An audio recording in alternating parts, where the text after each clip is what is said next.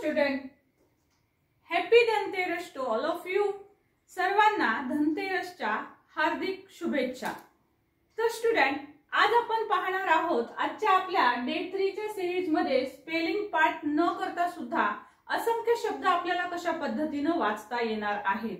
या सिरीजची जी मांडणी आहे ती मी थोडी वेगळ्या पद्धतीने केलेली आहे, जेणेकरून की विद्यार्थ्यांना इंग्रजी जे शिकत आहात तुम्ही, वाचायला असो, लिहायला असो किंवा बोलायला असो, तर ते तुम्हाला समजलं सुद्धा पाहिजे.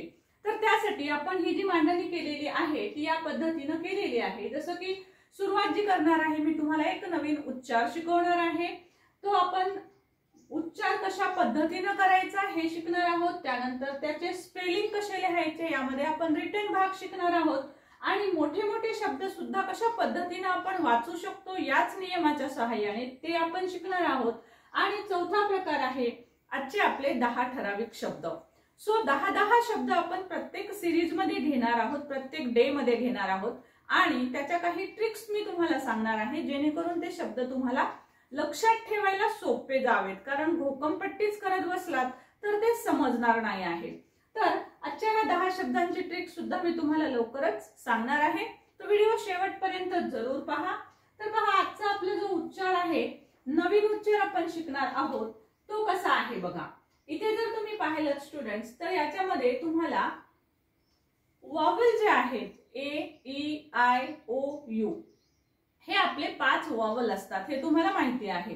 या 5 वॉवेलची पेअर जेव्हा येते, जोडी, ज्या वेळेस 2 वॉवेल एकत्र येतात बघा, जसं की ए आणि आय, हे 2 वॉवेल जर एकत्र आले, इथे तुम्हाला दिसेल, इथे दिसेल तुम्हाला, इथे प्रत्येक ठिकाणी ए आय हे तुम्हाला जोडीने आलेले दिसत आहेत. ए आणि आय त्याच्या सोबत आलेला आहे.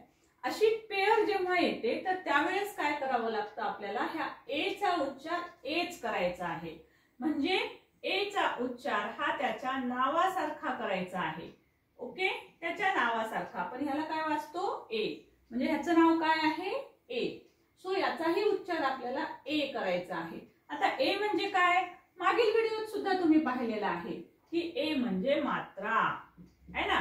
सो ए म्हणजे मात्रा, म्हणजे अगोदरचा जो कॉन्सोनंट आहे त्याच्यावर आपल्याला मात्रा द्यावी लागते, म्हणजे तुमचा उच्चार हा क्लिअर होतो. तशा पद्धतीने बघा, हा एम आहे, एम साठी आपण त्याचा उच्चार घेणार म. ठीक आहे. आता हा ए आय, ए आय साठी ए, फक्त ए चाच उच्चार करायचा असतो. आय जो आहे या आयचा उच्चार करायचा नसतो. म्हणजे जेव्हा जोडी येते तेव्हा पहिल्या शब्दाचा उच्चार करायचा आणि दुसरा जो वॉवेल आलेला आहे त्याचा उच्चार करायचा नाही, म्हणजेच तो सायलेंट असतो. सो जसं की ए वाचायचा आहे, आय वाचायचा नाही.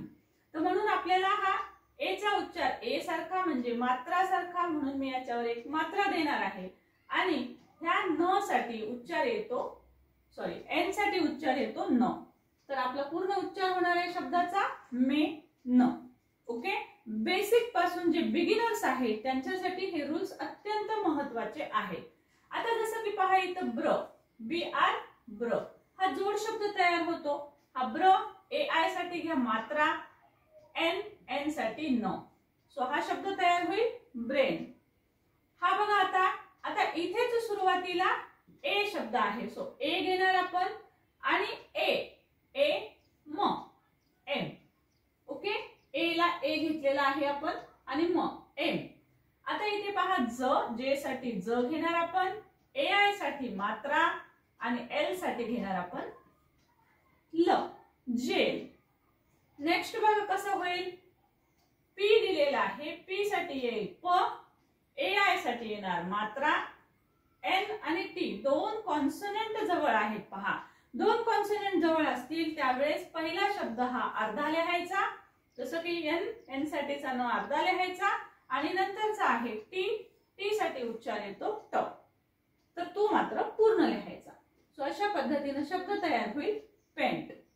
नेक्स्ट आहे बघा, एम साठी म, ए आय साठी मात्रा आणि डी साठी ड, मेड, मेड. ओके, रूल तुम्हाला समजला असेल. खूप सोपा असा रूल आहे. ए आय ची जोडी दिसली तुम्हाला की मात्रा द्यायची आहे आणि आयचा उच्चार करायचा नाही. आता पहा, यासाठी काय येईल बरं शब्द, याचा उच्चार मला कमेंट बॉक्स मध्ये जरूर लिहून पाठवायचा आहे। मी वारंवार सांगते आहे की हे जेव्हा सिरीज सुरू होते तेव्हा तुम्ही वही पेन सोबत घेऊन बसायचं आहे, जेणेकरून की तुम्हाला जेव्हा जेव्हा इथे कमेंट बॉक्स मध्ये शब्द टाकायचे असतात तुम्ही तेव्हाही टाकू शकता। त्याचबरोबर हा संपूर्ण भाग तुम्हाला नोट डाऊन करायचा आहे। तुम्ही नोट डाऊन केलात त्या पण व्हिडिओ पाहत पाहत जर ऐकत ऐकत केलात, एकच रूल ऐकायचा, तेवढंच लिहून घ्यायचं। आता हे एवढं लिहून घ्यायचं, मग नंतर हा भाग पाहायचा आणि हा भाग पुन्हा लिहून घ्यायचा। अशा पद्धतीने व्हिडिओ पॉज करत करत तुम्हाला हे काम करायचं आहे। स्टुडंट्स, पुढे जाण्याच्या पूर्वी आपण एक सूचना पाहूया। फ्री ऑनलाइन क्लासेस आपले 9 तारखेपासून होणार आहेत, specially for 9, 10th and 12th standard. 9वी, 10वी आणि 12वी साठी फक्त इंग्रजीचेच नाही तर इंग्रजी, मराठी, हिंदी, त्याचबरोबर विज्ञान आणि सामाजिक शास्त्र या सगळ्या विषयांवर आपण इथून पुढचे क्लासेस सुरू करणार आहोत। आणि त्यासाठी ही लिंक जी आहे ती 9वी, 10वी आणि 12वीच्या विद्यार्थ्यांपर्यंत जरूर शेअर करा। त्यांना ही खूप उपयुक्त ठरेल, कारण आता बोर्डच्या एक्झाम जवळ येत आहेत, त्यामुळे विद्यार्थ्यांना या सुट्ट्यांमध्ये, दिवाळीच्या सुट्ट्यांमध्ये त्यांच्या सुट्टीचा चांगला उपयोग नक्की करून घेता येणार आहे। आणि लक्षात ठेवायचं आहे की आपलं इंग्लिशचं चॅनल आहे, परंतु आपण यावर्षी संपूर्ण इतर विषयांचे सुद्धा अभ्यास कसा करायला हवा, टाइम टेबल कसा बनवायचा आहे, विज्ञान सारख्या विषयामधले क्वेश्चन आन्सर लर्न कसे करायचे आहेत, सामाजिक शास्त्राच्या नोट्स कशा काढायच्या आहेत, यासारख्या वेगवेगळ्या पॉइंट्सवर आपण येत्या 9 तारखेपासून आपण व्हिडिओज टाकणार आहोत। सो स्टुडंट, आता येऊया पुन्हा आपल्या ह्या वाचन सिरीज कडे, ज्याच्यामधून आपण वाचायला, लिहायला आणि बोलायला ह्या सर्वच गोष्टी आपण शिकत आहोत। आता बघूया, जर समजा शब्दाचे उच्चार दिलेले असतील आपल्याला किंवा आपल्याला एखादं स्पेलिंग लिहायचंय तर आपण ते कशा पद्धतीने लिहिणार। बघा, आता इथे तुम्हाला माहिती आहे फ साठी तुम्ही लिहिणार आहात एफ। आता इथे मात्रा आहे, मग मात्रासाठी तुम्ही काय लिहिणार आहात, सिंपली एच लिहिणार का, तर नाही। आता तुम्हाला या उच्चारानुसार माहिती झालेलं आहे की आपल्याला AI पेअर लिहावी लागते आणि मात्रासाठी। आणि आता तुम्ही म्हणाल मॅडम मग मात्रासाठी आपण ई पण स्पेलिंग लिहित असतो, ओके। सो तुम्ही जर FENT असं जर याचं स्पेलिंग तयार केलं होऊ शकतं, तसंही स्पेलिंग होऊ शकतं। काही विद्यार्थी ह्या ई साठी मात्रा देतील, सो FENT असंही स्पेलिंग तुमचं तयार होऊ शकतं रूल नुसार सुद्धा, परंतु असा कुठलाही इंग्रजी वर्ड नाही स्टुडंट। सो तुम्हाला हे बाय प्रॅक्टिस लक्षात येईल की अरे हा शब्द तर चुकीचा आहे, हे काहीतरी आपलं चुकत आहे।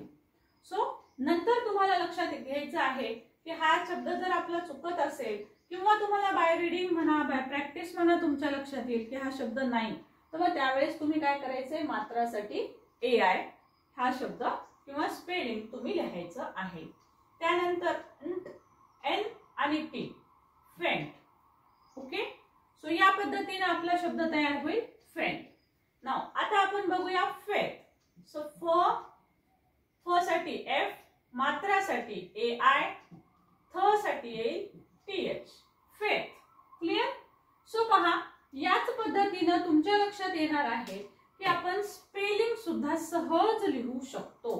जसं की पहा पेन, तसंच मी आता जसं पेन सांगितलं तसं तुम्ही हा पेन पण इथं लिहू शकता।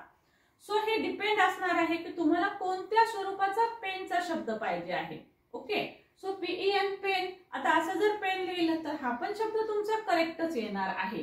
पण समजा तुम्हाला पेन म्हणजे दुःख या अर्थाने शब्द हवा असेल तर हे जे शब्दाचं स्पेलिंग आहे हे चुकीचं असेल, क्लियर? कारण आपल्याला पेन म्हणजे दुःख या अर्थाने शब्द हवा असेल, जसं की बघा पेन, पण मला दुःख या अर्थाने शब्द पाहिजे। सो मी त्यासाठीच्या शब्दाचं स्पेलिंग लिहित असताना मला लिहावं लागेल P, आणि ह्या मात्रासाठी आता मला लिहावं लागेल AI आणि त्यानंतर N, pen, okay. So PEN pen हा शब्द पण करेक्ट आहे, परंतु सिच्युएशन नुसार, अर्थानुसार तुम्हाला जो गरजेचा आहे तो तुम्ही लिहू शकता। मेल, मग मेल साठी काय येईल, MAIL, mail, okay. Then rain, R, मात्रासाठी लिहायचंय AI, न साठी येईल N, प्लेन। आता इथं जोड शब्द आहे बघा, प्ल। सो P आणि L हा प्ल जोड शब्द येईल, त्याच्यानंतर मात्रा, मात्रासाठी घ्यायचा आहे AI आणि न साठी येईल N, ओके। त्यानंतर बघूया आपण nail. So now you can write the spelling of these two words. Video pause करा, कमेंट बॉक्स ओपन करा आणि कमेंट बॉक्स मध्ये ह्या दोन्हीचे स्पेलिंग मला जरूर लिहून पाठवायचे आहे. ओके, हा रूल तुम्हाला कळाला असेल, त्या रूल नुसार तुम्ही हे स्पेलिंग मला जरूर कमेंट बॉक्स मध्ये लिहून पाठवा. नाव स्टुडंट्स, तुम्हाला कदाचित असं वाटेल की छोटे शब्द तयार होतात का? मोठे शब्द सुद्धा या रूल नुसार तयार होत असतात. जसं की बघा, maiden. So maiden, so may म्हणजे एम, मात्रा म्हणजे ए आय आणि डन. So maiden. हा मेडन पण शब्दाचा बरोबर येतो आणि याच्यानंतर हा मेडन शब्द सुद्धा करेक्ट येतो. ओके, नेक्स्ट आहे वेटर. सो वेट, व साठी डब्ल्यू, ए आय, मात्रासाठी त्यानंतर ट, तर, वेटर आहे ना. तुम्हाला वाटेल ओ आर का नाही लिहिलं, ई आर का लिहिलं? तर व्यवसाय दाखवणारे शब्द. आता वेटर, वेटर हा काम करतो आहे ना. हॉटेल्स मध्ये वेटर्स असतात, वाढपी ज्याला मराठीत म्हणतो आपण. तर तो वाढणार आहे, हे त्याचा व्यवसाय आहे, जॉब आहे, काम आहे त्याचं. सो असे काम करणारे जे असतात तर त्यावेळेस ई आर लावत असतो. जसं की टीच पासून टीचर शब्द तयार होतो. टीच हा शिकवणे, टीच म्हणजे टीच करणारी व्यक्ती म्हणजे ती टीचर झाली. तर अशा वेळेस व्यवसाय करणारा या अर्थाने जेव्हा शब्द येतात तेव्हा आपण ओ आर न लावता ई आर लावत असतो. त्यासाठी आपल्याला इथं ई आर घ्यावं लागतं. नेक्स्ट आहे पहा ऑ. सो ऑ, व, बी आणि टेन. टेन. आता इथे टेनचा शब्द तुम्हाला टेन पाठ असेल, TEN, पण तुम्ही ते लिहून पहा, तसा कुठलाही शब्द तयार होत नसतो. त्यामुळे या रूल नुसार आपल्याला लिहायचं आहे TAIN, ऑप्टेन. ओके, तुम्ही म्हणाल मॅडम तुम्हाला शब्द माहिती आहेत, आम्हाला माहित नसतील तर कसं? तर बाय प्रॅक्टिस तुम्हाला हे समजेल. तुम्ही जर याचं स्पेलिंग ऑप्टेन असं जरी लिहून पाहिलं, OBTEN असं, तर तुम्ही बघा, बघितल्यावर आपल्या नजरेला सुद्धा ते पटत नाही. आपल्याला वाटतं की ओ काहीतरी मिस्टेक आहे याच्यामध्ये, आहे ना. सो असं लिहून पहा तुम्ही, तुमच्या लक्षात येईल की हे रॉंग आहे. ओके, कारण आपण इंग्रजीचं वाचन केलेलं असतं, लिहिलेलं असतं, पाहिलेलं असतं, टेक्स्ट बुक मध्ये पाहिलेले असतात शब्द. आपण पाठ जरी नसतील तुम्हाला तरी पण हे काहीतरी विचित्र वाटतं, तुम्हाला वियर्ड वाटायला लागतं. मग याचाच अर्थ की हा शब्द होत नसतो. ओके, सो असं आपल्याला कुठेतरी आपला मेंदू जो आहे तो आपल्याला सांगत राहतो. सो त्यासाठी तुमच्या लक्षात येईल की तुमचं वाचन असणं गरजेचं आहे. तुम्ही वाचत राहा, तुम्ही पुस्तकं, टेक्स्ट बुक वाचत राहा. तुम्हाला जसे शब्द जमतील तसे तुम्ही वाचन करत राहिलं पाहिजे. तुम्ही न्यूजपेपर असेल किंवा न्यूज असतील टीव्हीवरच्या, ह्या पण तुम्ही पाहत राहिल्या पाहिजेत, म्हणजे तुम्हाला नवीन शब्द नजरे घालून जातात. अगेन पहा, आता ए आणि गेन, GAIN, कारण आपण मात्रासाठी दिला AI. अगेन. आता हा पहा एक्सप्लेन, मोठा शब्द आहे, EX. आता हा प्लेन, PL, आणि या रूल नुसार आपल्याला लिहायचे मात्रासाठी AI आणि न साठी N. एक्सप्लेन. हे सर्व शब्द जे आहेत, मी तर असं सांगेल की मोठे जरी असतील तरी मुलांनी ते, जे बिगिनर्स आहात, जे तुम्ही शिकणारे आहात, त्यांनी हे उच्चार असेच लिहून घ्या आणि ह्याचे स्पेलिंग स्वतः तयार करा. ओके, म्हणजे तुम्हाला कळेल की तुम्हाला सगळेच शब्द तयार करता येत आहेत का. पुन्हा व्हिडिओ तर माझे असतातच, तुम्ही पुन्हा चेकआउट करू शकता. नेक्स्ट बघूया आपण पोर्ट्रेट. पोर. आता उच्चार बघा, पोर, इकडचा हा र आपण इथे घेतला, पोर. ट्रेट, आता ट्रेट, TR, आणि मात्रासाठी AI, पोर्ट्रेट. असं जर पोर्ट्रेट शब्द पाहिला तर तुम्हाला वाटेल बापरे कसं लिहावं याचं स्पेलिंग, हार्ड वाटेल. पण उच्चार करून पाहायचा स्टुडंट. पोर्ट्रेट, पोर, पोच्या नंतर रचा उच्चार आला. ओके, सो हा र कुठे लिहावा हा खूप कन्फ्युजन होतं. उच्चार करून पाहायचा, कोणत्या शब्दानंतर कोणता शब्द येतो. पोर, म्हणून पोर, PO, पोर. हा पोर झाला, हा र आला अर्धा, आणि मग ट्रेटचं स्पेलिंग घेतलं आपण. सो याच पद्धतीने स्पेलिंग जरूर तयार करा. नेक्स्ट आहे एंटरटेन, ENTER, एंटर, ENTER, आणि हा टेन काय येईल मग, TAEN, entertain. Okay. Next word आहे बघा रेनफॉल. याचं स्पेलिंग मला तुम्ही कमेंट बॉक्स मध्ये टाकणार आहात. ओके.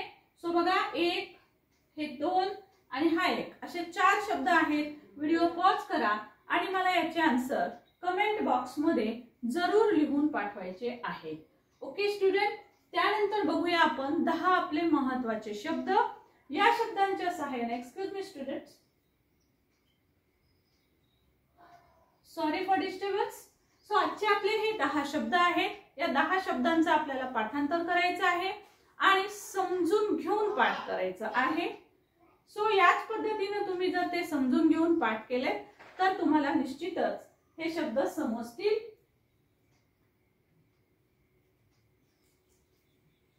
आता बघूया आपण की हे कशा पद्धतीने आपण पाठ करणार आहोत. Sorry again for disturbance.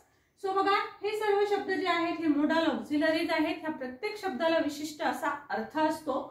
पण जनरली पहा, मी इथं खूप फुल्ली एक्सप्लेन करणार नाही. याचे डिटेल व्हिडिओज आपले आहेत. फक्त तुम्हाला पाठ करण्यासाठी सोपं जावं यासाठी मी तुम्हाला एक्सप्लेनेशन करते. जसं की बघा, कॅन म्हणजे शकणे. एखादी गोष्ट करण्याची क्षमता आपल्यात असते तेव्हा, जसं की I can swim, I can write in English, I can speak in English. आपल्यातली जी क्षमता आहे त्यासाठी कॅन वापरतो. तोच शब्द आपण भूतकाळामध्ये, माझ्याकडे म्हणजे मी पोहू शकत होते, आता मी नाही पोहू शकत, किंवा मी विसरले, मला आता जमत नाहीये, पण मी पोहू शकत होते असा अर्थ असेल तर आय कुड स्विम. अरे हो, मी पण पोहत होतो, मी पण पोहत होते. सो आय कुड स्विम, मी पोहू शकत होते पण आता नाही, आय एम अनेबल नाउ. अशा पद्धतीचा अर्थ म्हणजे कसं, तर हा प्रेझेंट दाखवतो आणि हा दुसरा शब्द आहे तो पास्ट दाखवत असतो. तसंच बघा, मे म्हणजे कदाचित, माइट म्हणजे कदाचित, यात छोटेसे डिफरन्स असतात. तुम्हाला जर हे डिफरन्सेस पाहायचे असतील तर आपला मोडल ऑक्झिलरीजचा व्हिडिओ जरूर पहा. अत्यंत वेगळ्या पद्धतीने मी त्याच्यामध्ये मोडल्स सगळे शिकवलेले आहेत. तो जरूर व्हिडिओ पहा, कारण हे दोन्ही शब्दांचे अर्थ कदाचित आहेत. तसंच इथे पहा, मस्ट म्हणजे नक्कीच, आणि तशाच पद्धतीनं शुड याचा अर्थ पण केले पाहिजे, नक्की केले पाहिजे, सेम अर्थ असतात. जसं की ऑट टू म्हणजे पाहिजे, हे पण पाहिजे. मग कुठे कोणते शब्द वापरावेत हे समजायचं असेल तर मोडलचा तो व्हिडिओ जरूर पहा. त्यानंतर मस्ट म्हणजे नक्कीच, एखादी गोष्ट नक्कीच केली पाहिजे. विल, शॅल, एखादी गोष्ट मी पुढे करणार असेल भविष्य काळात तर त्या अर्थाने आपण हे वापरत असतो. विलचा भूतकाळी शब्द आपण वुड वापरतो, शॅलचा भूतकाळी शब्द आपण शुड वापरतो. पण शुडला एक विशिष्ट असा अर्थ असतो आणि तो म्हणजे पाहिजे, एखादी गोष्ट केली पाहिजे. You should study, you should practice, you should note all these sentences. So should म्हणजे केलं पाहिजे. सो पहा स्टुडंट, या पद्धतीने जर ही सिरीज तुम्ही अभ्यासली तर नो डाऊट की तुम्ही इंग्रजी केवळ वाचू शकणार नाही आहात, तर तुम्ही लिहू शकणार आहात, बोलू शकणार आहात, आणि सगळ्यात महत्त्वाची गोष्ट, तुम्हाला इंग्रजी समजायला सोपं जाणार आहे.